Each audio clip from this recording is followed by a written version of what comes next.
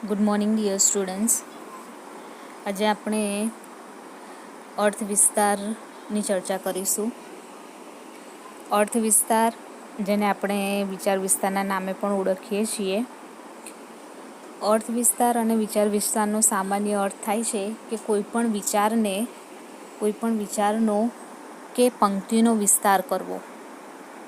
ઘણી બધી પંક્તિઓ આપણે ભણી ગયા છીએ, જેમાં આપણે એવું કહી શકીએ કે કોઈ કાવ્યની પંક્તિ પણ હોઈ શકે, મુક્તક હોઈ શકે, સુવચન હોઈ શકે, સુભાષિત હોઈ શકે. તો આવી પંક્તિઓનો આપણે વિસ્તાર કરવાનો હોય છે, એને વર્ણવવાનું હોય છે. એમાં ઉદાહરણો આપી, દ્રષ્ટાંતો આપી, એને અનુરૂપ એવા કોઈ પ્રસંગો વર્ણવીને આપણે એનો વિસ્તાર કરતા હોઈએ છીએ. જો કોઈ એક્ઝામ્પલ આપું તો એક્ઝામ્પલમાં આપણી પાસે ઘણી બધી પંક્તિઓ છે. ફોર એક્ઝામ્પલ, પરિશ્રમે જ પારસમણી, પછી આળસે જીવતા માણસની કબર છે. ઘણી બધી પંક્તિઓ આપણને અહીંયા આગળ આપેલી છે. તમારા પુસ્તકમાં તમે જોશો તો 15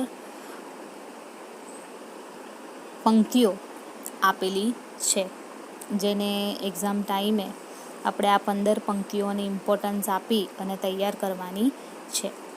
તો ચાલો જોઈએ આ પંક્તિઓનો વિસ્તાર કેવી રીતે કરીશું.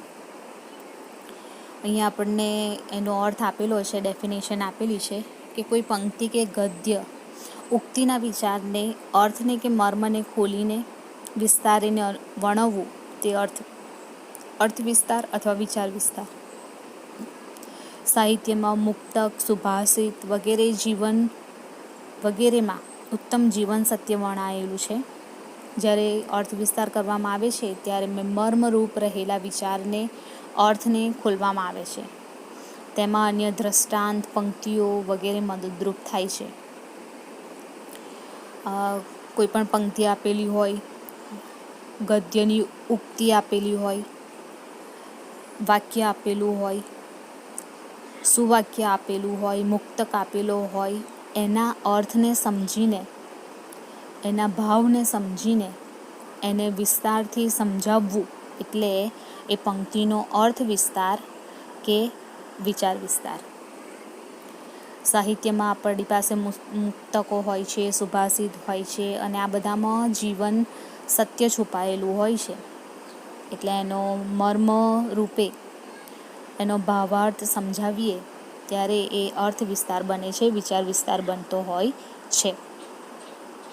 અહીંયા કેટલાક મુદ્દાઓ આપેલા છે, જેને ધ્યાનમાં રાખી અને આપણે એ વિચાર કે પંક્તિનો વિસ્તાર કરવાનો છે. તમે આ પહેલાં પણ અર્થ વિસ્તાર કર્યા છે. તમને ખ્યાલ છે કે અર્થ વિસ્તાર કરવા માટે સૌથી પહેલું પગથિયું છે જે તે પંક્તિના શબ્દો સમજવા. કારણ કે જો પંક્તિ જ ન સમજાય તો અર્થ વિસ્તાર માટે સતત વાંચન ઉપયોગી બને છે.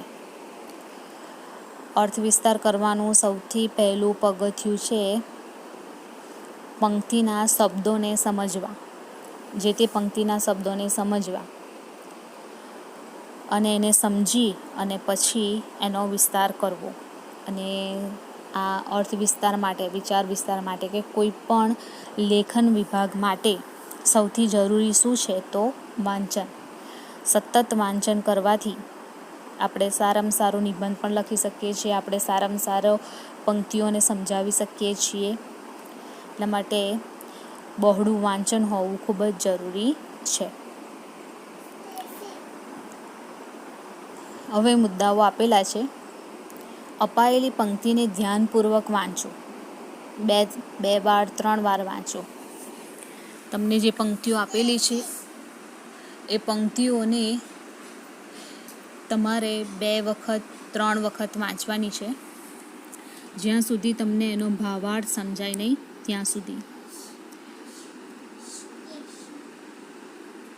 તેના બધા શબ્દોનો અર્થ સમજો.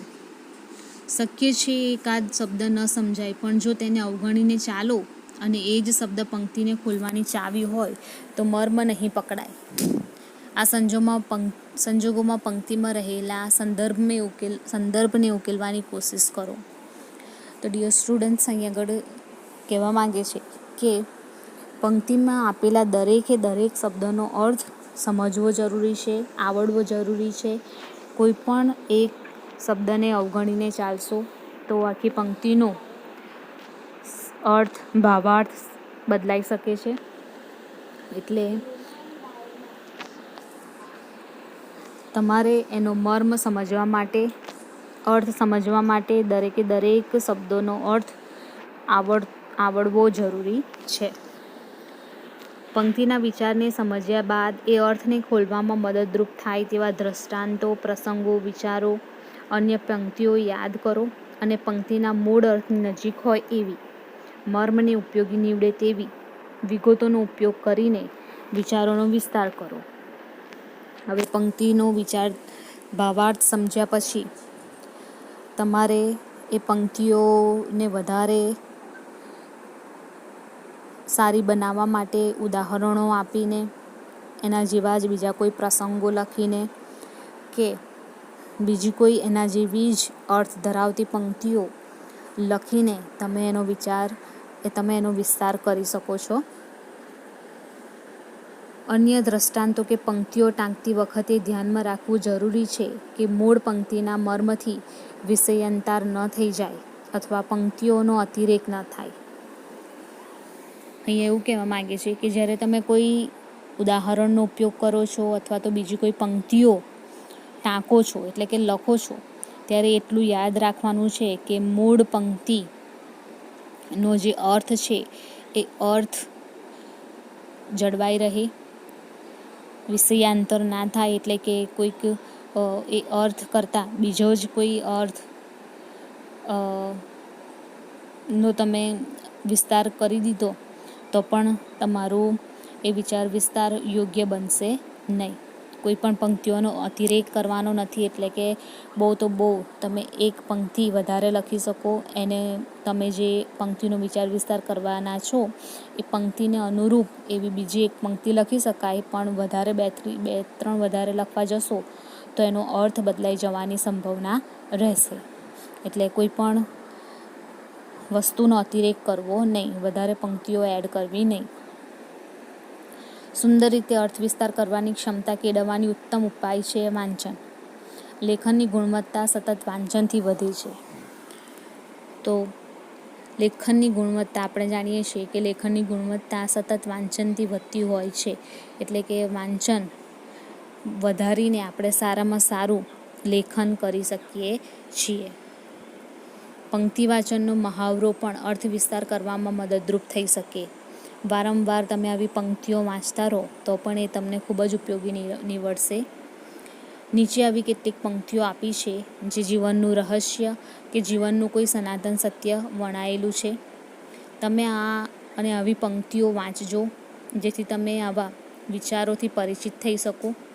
એટલું જ નહીં, સમાન અર્થ ધરાવતી પંક્તિઓનું જૂથ પણ કરી શકો કે જેથી અર્થ વિસ્તાર કરતી વખતે તે મદદરૂપ નીવડી શકે. નીચે પંક્તિઓ આપેલી છે, 15 પંક્તિઓ આપણા ટેક્સ્ટ બુકમાં આપેલી છે. એ પંક્તિઓને તમારે વાંચવાની છે, બરાબર. સાથે સાથે તમે એક કામ કરી શકો કે એક જ અર્થ ધરાવતી 2-3 પંક્તિઓનું લિસ્ટ બનાવી શકો, જેથી તમે જ્યારે આ પંક્તિઓનો વિસ્તાર કરો ત્યારે એક્ઝામ્પલ તરીકે, રેફરન્સ તરીકે આવી બીજી કોઈ પંક્તિ તમે મૂકી અને સારામાં સારો વિસ્તાર લખી શકો. તો આ બધા પોઈન્ટ્સ ધ્યાનમાં રાખી અને તમારે પંક્તિનો વિસ્તાર કરવાનો છે, વિચારનો વિસ્તાર કરવાનો છે. અહીંયા ટેક્સ્ટ બુકમાં હમણાં કીધું એમ કે 15 પંક્તિઓ આપણને આપેલી છે. એ 15 પંક્તિઓ આપણે એક્ઝામ માટે તૈયાર પણ કરવાની રહેશે.